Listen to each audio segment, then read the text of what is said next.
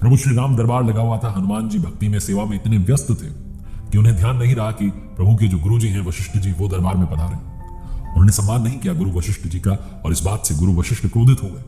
वो प्रभु श्री राम के पास गए और जाकर के कहने लगे कि राम, आपको दंड देना होगा जिसने मेरा अपमान किया।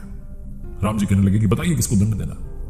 गुरु वशिष्ठ जी ने कहा कि अगर मैं नाम बता दूंगा तो तुम उसे दंड नहीं दोगे, तुम स्वयं को दंड दे लोगे। राम जी ने कहा नहीं, आप बताइए। गुरु जी इतने क्रोध में उन्होंने कहा कि राम, तुम्हें उन्हें अमोघ बाण से ही दंड देना होगा जिस अपराधी के बारे में बात हो रही है। तो राम जी ने कहा आप बताइए ना, कौन है अपराधी। जब गुरु वशिष्ठ जी को लगा कि अब तो राम जी तैयार हो गए हैं दंड देने के लिए, तो उन्होंने कहा कि उस अपराधी का नाम हनुमान है जिसने मेरा सम्मान नहीं किया।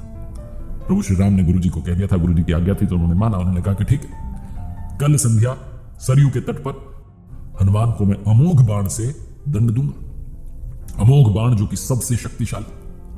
हनुमान जी ने जब ये सुना तो बहुत चिंतित हुए, अपने घर गए। माता अंजलि ने देखा कि जो पुत्र है वो बहुत चिंता में है, तो पूछा।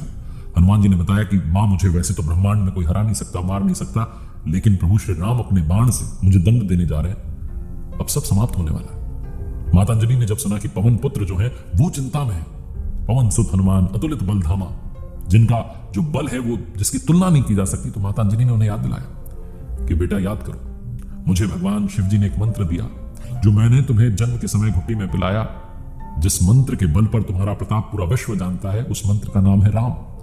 तुम जाओ सरयू तट पर और अभी से राम राम जपना शुरू कर दो। हनुमान जी ने कहा जो आज्ञा माता, और जाकर के सरयू किनारे राम राम मंत्र का जाप करने लगे।